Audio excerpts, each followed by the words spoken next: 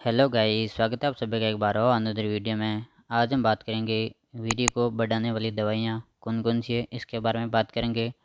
और इसके साथ ही बात करेंगे सीमन का कम होना किस कारण हो सकता है। और इसके साथ साथ ही इसमें कौन कौन सी मेडिसिन दी जा सकती है। इसके साथ ही बात करेंगे इन मेडिसिन का साइड इफ़ेक्ट क्या होता है और कौन कौन इस मेडिसिन को ले सकता है और कौन नहीं ले सकता। इन सारे टॉपिक के बारे में बात करेंगे। तो अगर आप हमारे चैनल पर नए हो तो चैनल को सब्सक्राइब कर दो। चलिए शुरू करते हैं आज का वीडियो। स्पर्म इंक्रीज मेडिसिन के बारे में बात करने से पहले अपन कुछ शॉर्ट टर्म समझ लेते हैं, जिसमें अपने पास पहले ये वो है decrease level of sperm is called oligospermia. जब भी शुक्राणु की मात्रा कम हो जाती है तो आप इसको ओलिगोस्पर्मिया के नाम से जानते हो। और कई बार ओलिगोस्पर्मिया का मतलब होता है वीर्य का पतला होना। अगर वीर्य पतला हो जाता है तो उस कंडीशन में भी आप इसको ओलिगोस्पर्मिया के नाम से जानोगे। और जब शुक्राणु की मात्रा कम हो जाती है तो इसको भी आप ओलिगोस्पर्मिया के नाम से जानते हो। अब बात करते हैं अपन नॉर्मल स्पर्म काउंट कितने होते हैं। नॉर्मली बात करें तो अपन 5 मिलियन स्पर्म प्रेजेंट होते हैं इन 1 मिलीलीटर सीमन।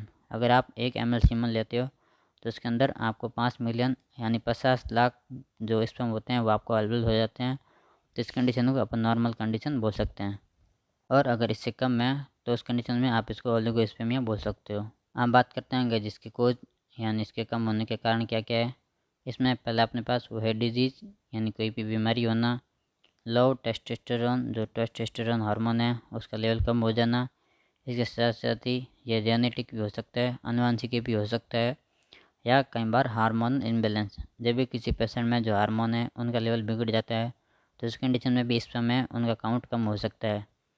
और इसके साथ साथ ही इन्फेक्शन यानी संक्रमण होना। इसके साथ साथ ही ऑब्जेक्शन यानी किसी भी चीज़ में रुकावट आ जाती है तो उस कंडीशन में भी। और ड्रग साइड इफेक्ट, अगर कोई दवाई साइड इफेक्ट करती है तो उस कंडीशन में जो स्पर्म का काउंट है वो डिक्रीज़ हो सकता है। और इसके साथ साथ ही अगर कोई पेशेंट स्मोकिंग कर रहा है या अल्कोहल का सेवन कर रहा है तो उस कंडीशन में भी जो स्पर्म के काउंट है वो डिक्रीज़ हो सकते हैं। तो गाइस अब बात करते हैं अपन मेडिसिन के बारे में। स्पर्म के काउंट को बढ़ाने के लिए कौन कौन सी मेडिसिन ले सकते हैं इसके बारे में बात करेंगे। तो पहले ये अपने पास वह है डिफ्रॉग टैबलेट। और ये टैबलेट न्यूट्रिशनल सप्लीमेंट क्लास की होती है, यानी इसके अंदर विटामिन्स और न्यूट्रिएंट्स पाए जाते हैं जो कि आपके शुक्राणु को मात्रा को बढ़ाते हैं। और इसके साथ साथ ही जो इनफर्टिलिटी होती है उसको भी बढ़ाने का काम करती है। अगर अपन इसके फंक्शन की बात करें तो ये पेशेंट के शरीर में इंक्रीज करती है स्पर्म के काउंट को। इसके साथ साथ ही स्पर्म की गति को भी बढ़ाने का काम करती है, यानी इंक्रीज स्पर्म मोबिलिटी। और बॉडी वीकनेस को दूर करती है यानी शरीर में कमज़ोरी को दूर करती है और आपको पोषक तत्व प्रदान करती है। और इसके साथ साथ ही बूस्ट इम्यूनिटी, और ये आपकी इम्यूनिटी को भी स्ट्रॉन्ग करती है। और इसके साथ साथ ही ये रिड्यूस करती है स्ट्रेस को। अगर किसी पेशेंट में स्ट्रेस है या तनाव है तो तनाव को दूर करने का भी काम करती है। यह इसका मेन फंक्शन आप याद रख सकते हो। जब अगर जब बात करते हैं दवाई के डोजेज के बारे में, दवाई की मात्रा आपको कितनी लेनी है।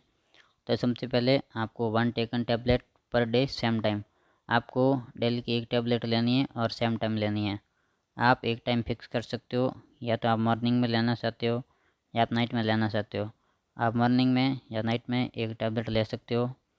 और tablet should be taken after taking food, और आपको ये टैबलेट खाना खाने के बाद में लेनी है। और इसके साथ साथ ही डू नॉट टेक ओवरडोज। आपको जल्दी रिजल्ट देखने के लिए आपको कोई भी एक्स्ट्रा पिल्स नहीं लेनी है। आपको अपनी डोज सेम ही रखनी है। अगर आप ज़्यादा डोज लेते हो तो आपकी बॉडी में ओवरडोज हो सकती है या कोई भी साइड इफ़ेक्ट हो सकते हैं।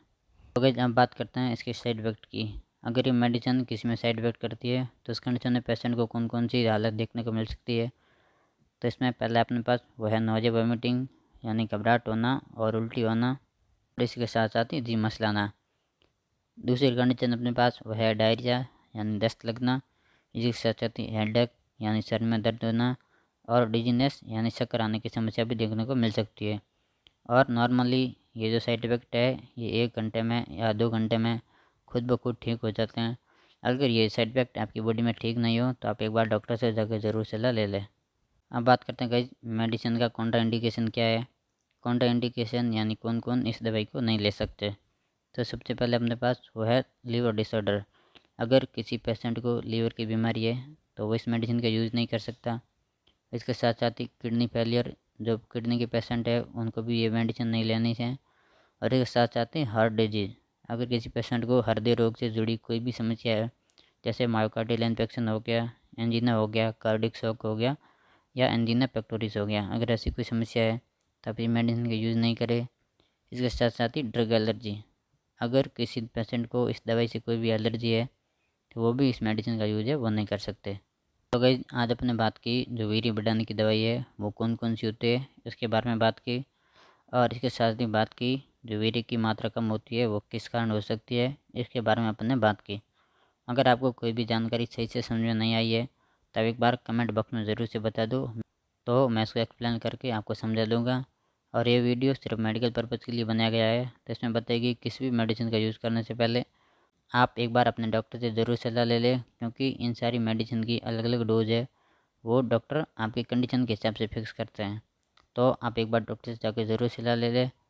चलिए इस वीडियो को यहीं एंड करते हैं। अगर आपको वीडियो पसंद आए तो लाइक करें, अगर आप हमारे चैनल पर नए हो तो सब्सक्राइब करें। मिलते हैं किसी नेक्स्ट वीडियो में। Thank you so much for watching. Love you all, take care, bye bye.